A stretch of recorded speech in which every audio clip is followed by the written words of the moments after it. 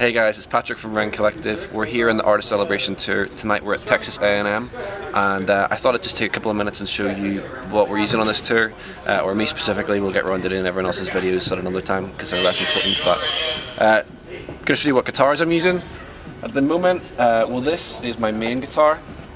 It's made by Rock and Roll Relics. It's a Richards model, kind of like a Tele, I guess. We got to design this one together. It was pretty fun. Got a big fat neck on it. We're using David Allen pickups, they're the specials on this one. This guitar sounds pretty awesome. I'm really loving it at the moment. I'm also using this one, which is another one by Rock and Roll Relics. I guess it's kind of like a Jazzmaster kind of feel and shape. Again, I got a big fat neck on it. David Allen pickups again. We're using the Cool Cat P90s, which sound pretty good. I only use this on a couple of songs, but it's still a really fun guitar to play. There's a couple of other things that I am using. This is the Epiphone mandolin, complete with Coca-Cola pickup, which was about $17, but does the job. Don't really care about the mandolin that much anyway. Banjo, we're using on a couple of songs. This is a Deering Good Time banjo. Probably a Coca-Cola pickup under there as well. It is a Coca-Cola pickup. What, $17, $18? $15.33. Not including tax. But we're using this one on songs like You're My Vision, makes a couple other appearances as well. And finally, the other one I'm using on this tour, the wild card, is the Suitcase banjo made by Blues Wizard in San Diego. It literally is a suitcase. It literally sounds like a suitcase, but it's a lot of fun. Well, I'm going to show you now what pedal board I'm using. This changes all the time, but it's pretty set for this tour, so I'm going to show you what I'm using right now. The signal chain starts at the TU3, which is a pretty solid tuner. We go then into this Ken Hilton volume pedal, which is from Missouri. This guy doesn't use any gears or rack and pinion kind of stuff or string. It uses like an infrared sensor in there, but it kind of never breaks, which is brilliant because I've had a lot of other ones break on me. From there we go into the Loopmaster ABC switch, which I use to select between my banjo, mandolin or electric guitar. Whenever we're using the electric guitar signal, then it goes to the exotic EP booster, which I have kind of set here at 9 o'clock, and it just sort of runs on nearly all the time, just kind of fattens up the tone a bit. Next is the Voyager from Walrus Audio. I use this for songs like Boldly I Approach. It's kind of a little bit of a drivey clean tone, but it sounds fantastic, so they are awesome. Check them out. The Crosstown by Mojo Hand is next. The Fuzz, it is that kind of Jimi Hendrix kind of sound, and I use that in Boldly I Approach. I use it in Creating Me. It's a fantastic sounding fuzz pedal. From there, the Tim.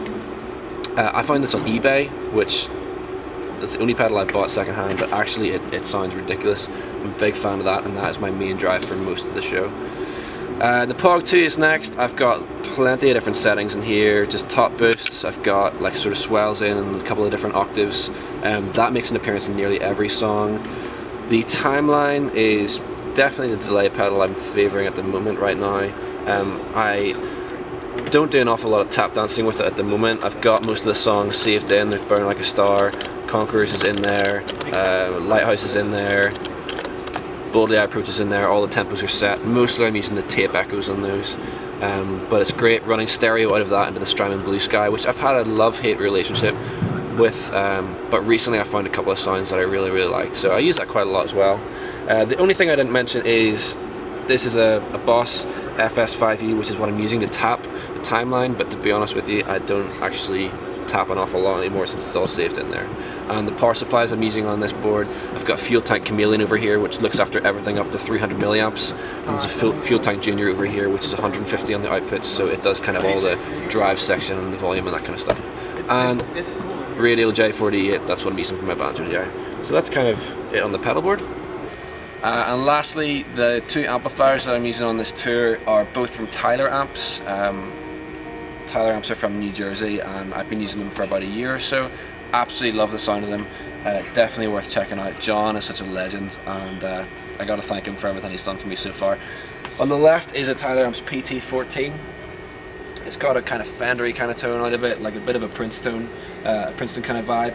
Just a single channel amp it's got a tremolo and the reverb in it. It's got a Jensen 12-inch speaker in it. That thing sounds awesome. And this is a JT46, which I think is like a Marshall Bluesbreaker kind of vibe. It's got EL34s in the power, and it's got a Celestion G12. It sounds awesome as well. I'm big fans of these amps. I'm using the KSM 32 on the JT, and this new mic that I got is a PR30, which again sounds great. We kind of tried out a different selection of mics for the tour, and these two were definitely the ones that work best together. So that's kind of it. That's what I'm using on the tour.